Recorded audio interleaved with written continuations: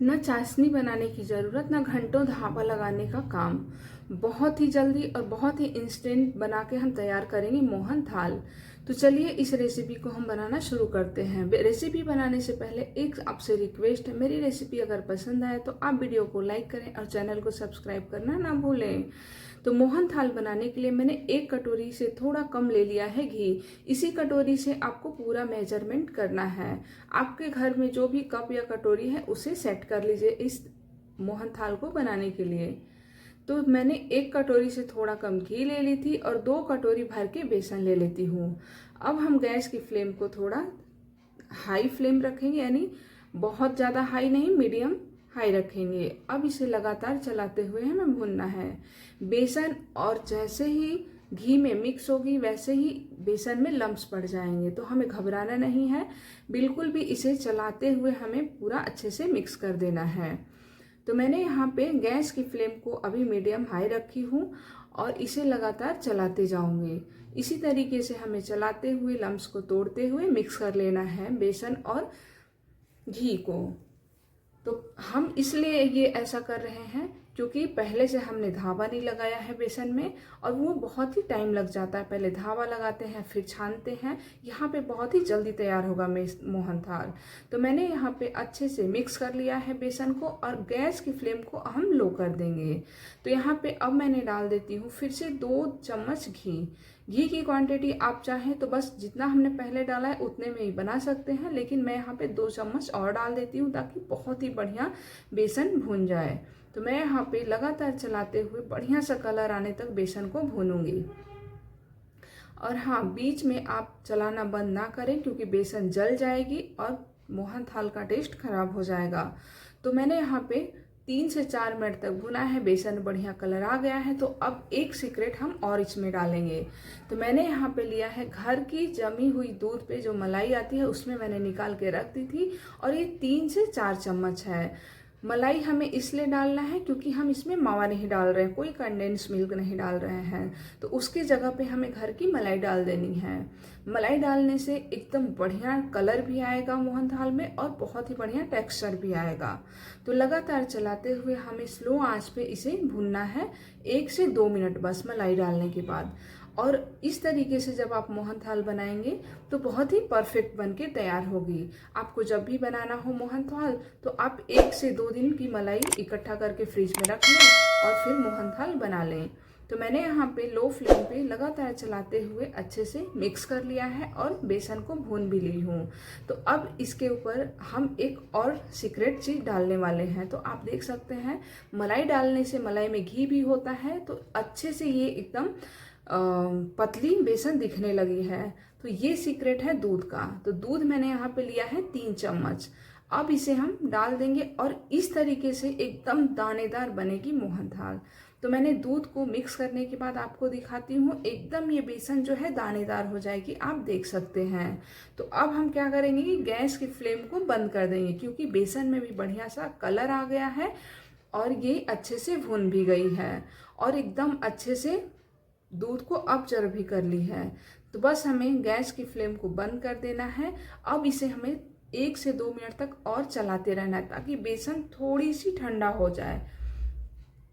अब मैंने यहाँ पे कुटा हुआ इलायची का पाउडर डाल देती हूँ, इससे बहुत ही बढ़िया फ्लेवर आएगा। आप चाहें अगर नहीं पसंद है तो इसे स्किप भी कर सकते हैं, लेकिन दूध और जो मलाई का मैंने बताया है वो टिप्स आप ज़रूर आजमाइए क्योंकि हम इसमें कंडेंस मिल्क और खोया नहीं डाले हैं।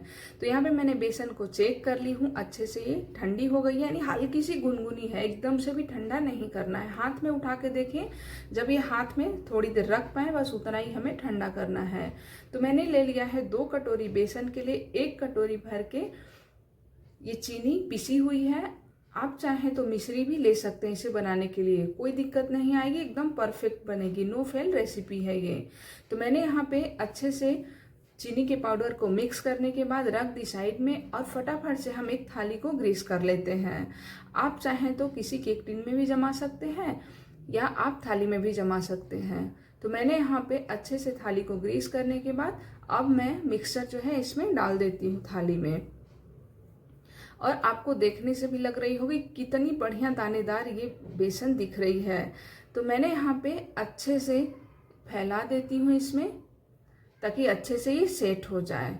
आप चाहें तो इस स्टेज पे आप घी हाथ में लगा के थोड़ा सा हाथ से भी इसे फैला सकते हैं, लेकिन मैं यहाँ पे अभी थोड़ी गर्म है हल्की, तो इसे स्पैचुला से ही सेट कर देती हूँ।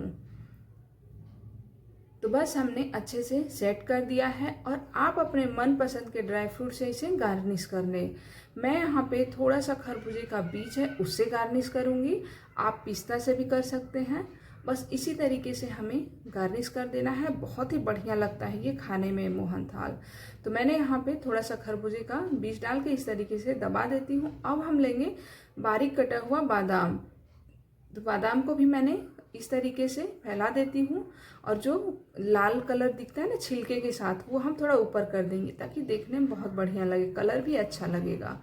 तो मैंने यहाँ पे अच्छे से सेट कर देती हूँ इसे दबा के। आप चाहें अगर जल्दी इसे काटना है तो आधे घंटे के लिए फ्रिज में रख दें या 2 से 3 घंटे इसे बाहर रहने दें, बहुत ही बढ़िया से ये सेट हो जाएगी। तो हमारी बर्फी एकदम अच्छे से सेट हो गई है, और मैंने उतना जब काटी थी ना तो वीडियो शूट करना रह गया था, तो मैं यहाँ पे आपको दिखा देती हूँ निकाल के। आप अपने मनपसंद के शेप में इसे कट कर लें, या जैसे आपको मोहन थाल मार्केट में मिलती है उस तरीके से कट करें, या आप अपने हिसाब से कट कर सकते हैं। तो ये एकदम परफेक्ट सेट हो गई है। मैं आपको ऐसे निकाल के दिखा देती हूँ, और बहुत ही ये सॉफ्ट एकदम नरम मुलायम बनके हमारी मोहन थाल तैयार होती है। तो देखिए आपको मैंने दिखा दिया है, अच्छे से ये सेट भी हो गई है। अब हम इसे एक प्लेट में रख लेंगे। अगर आपको ये मोहन थाल की रेसिपी पसंद आई होगी तो वीडियो को ज़रूर लाइक करें और मेरे चैनल को सब्सक्राइब ज़रूर करें। मिलेंगे नेक्स्ट वीडियो में, तब तक के लिए बाय बाय। और हाँ, अगर आपको बहुत ही जल्दी कुछ बनाना हो तो ये आप मोहन थाल की रेसिपी को ज़रूर ट्राई करिएगा, क्योंकि बहुत ज़्यादा मेहनत करने की ज़रूरत नहीं है और चाशनी घंटों बनाने की ज़रूरत नहीं है। एकदम नो फेल रेसिपी है, इसे कोई भी बना सकता है, और एकदम देखिए ये सॉफ्ट भी बनती है। तो आप ज़रूर इसे ट्राई करिएगा। जब हम चाशनी बनाते हैं, कोई भी मिठाई बनाते हैं, तो सभी उसमें एकदम परफेक्ट नहीं होते हैं, सबसे नहीं बन पाती है। और ये ऐसी रेसिपी है कि कोई भी इसे बना के तैयार कर सकता है, और एकदम बढ़िया कलर भी आता है।